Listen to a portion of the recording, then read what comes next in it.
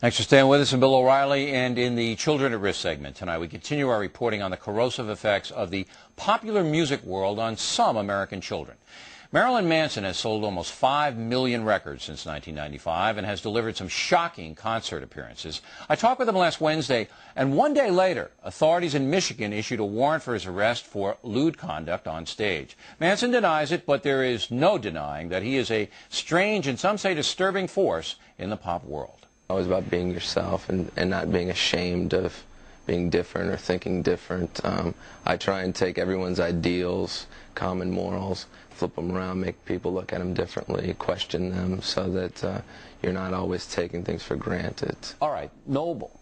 But why the bizarre get-up? I mean, why the eye, why the nail polish, why the Satan stuff? You're a minister in the Church of Satan, right?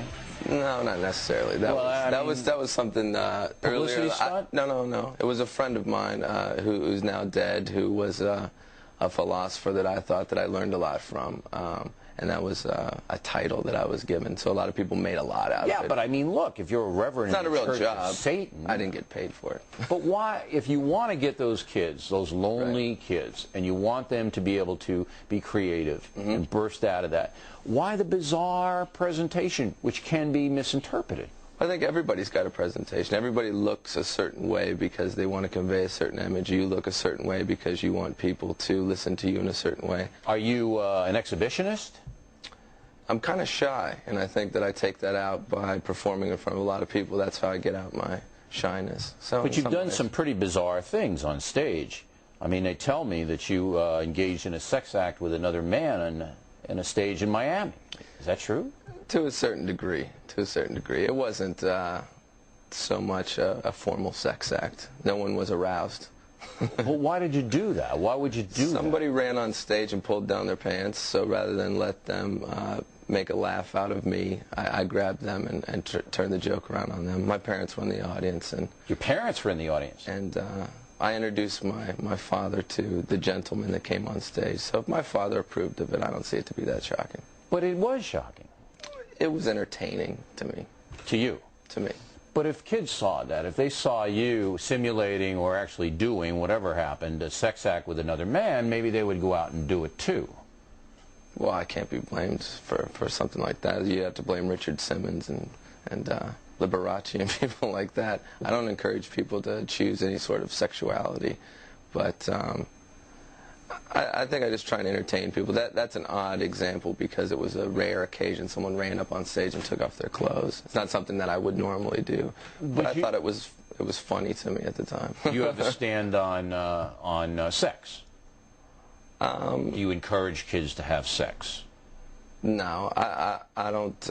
I do have a lot of sexual imagery in my performance, but I don't think it's ever encouraging anyone to have sex. I think I just show my own sexuality, but I don't think I've ever really written about having sex or anything like that. But I think that's, again, another thing that parents should be deciding. Okay, but remember now, a lot of kids don't have parents that really care about them, and those kids tend to gravitate to people like you who they see. If a kid asked me, should I have sex, I'd say, how old are you? And I'd say, well, I lost my virginity when I was 16, so there's my inspiration to you. All right. And I would have tried sooner, but I just couldn't find any girls that liked me. You're a pretty well-spoken guy, yet in your records you use a lot of F-word, a lot of swearing, and this and that.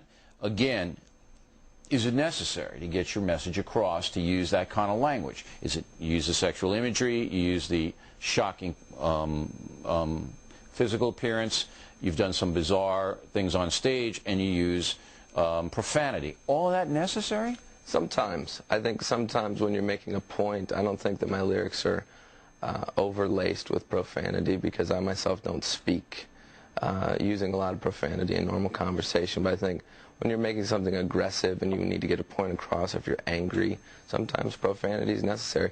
It's better to use a curse word than to hurt somebody else, I find. You can take some of your lyrics as, you know, you'll understand when I'm dead. I mean, disturbed kids could take the lyrics and say, you know, when I'm dead, everybody's going to know me. Well, I think that's a very valid point, and I think that that's a reflection of not necessarily this program, but of television in general. If you die and enough people are watching, then you become a martyr, you become a hero, you become well known.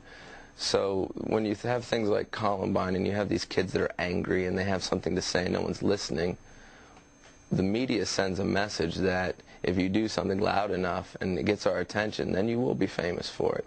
Those kids ended up on the cover of Time magazine. The media gave them exactly what they wanted, and that's why I never did any interviews when that happened, when I was getting blamed for it, because I felt that I would be contributing to what I found to be reprehensible. So you don't believe that your songs reflect any kind of suicide wish or anything like that? No, I feel that my songs talk about getting through feelings like that. What do your parents think of you? My parents, at first weren't sure what I was doing. They wanted me to be a writer. I started out as a journalist. I still feel that I am a journalist in a way because I see things and I report them back to people in my own fashion, in songs or in interviews.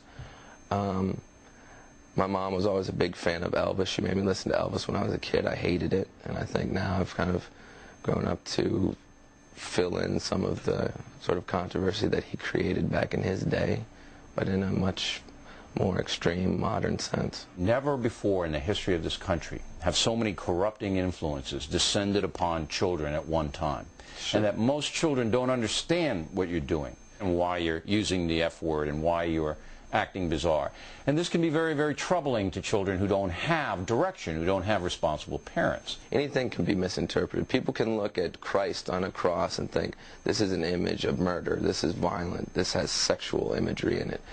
And I think it's my job as an artist to be out there pushing people's buttons and making them question everything. And I respect you for challenging me, and that's why I came on the show. Marilyn Manson is currently overseas. We'll keep you posted on the legal action. And next, more